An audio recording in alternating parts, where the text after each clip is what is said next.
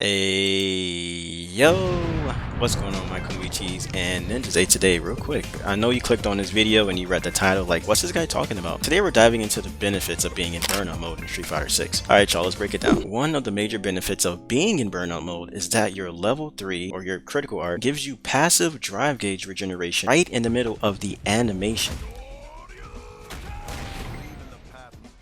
For those of you who don't know what burnout mode is, burnout state happens when the player's drive gauge becomes fully depleted. Burnout gives the player several negative effects, right? So one of the main effects of being in burnout is that all blocked attacks have 4 additional frames of block stun. This allows for much stronger pressure sequences. Many more attacks become safe on block. Hit stun, however, is not affected, so combo routes remain unchanged on burnout opponents. If you've been checking out some of the clips that's been surfacing on Twitter, you notice that being in burnout is not always a good thing because there are some really nasty block string setups out there that you have to eat, and there's even some that can actually kill you if you're in burnout. Also, blocking special moves or supers results in chip damage, so you can lose a round to chip KO. Corner drive impact wall splat causes a stun on hit or on block, and also you can no longer use any drive options until gauge is fully replenished. But wait, there's more. Being more offensive in burnout mode actually helps you grow your drive gauge even faster. You land in those crazy combos, hitting your opponent left and right, and guess what? Your drive gauge is slowly skyrocketing. Being aggressive pays off big time. Now, not trying to say that's the style of play you should be aiming for. If you're a defensive player, then you're naturally going to be pushing yourself into the corner. But being in burnout mode,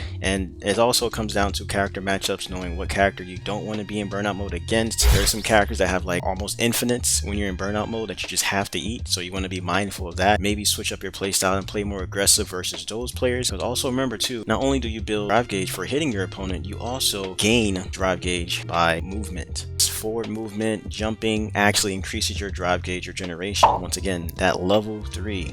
You can refill technically about 50% of your meter depending on how long each character's cinematic is. Shout out to my boy Swan. We actually tested this out, tested it with Luke and Ryu. So actually Luke has a slower cinematic than Ryu. Now think about that. There are certain cinematics that are long as hell, like Zangief.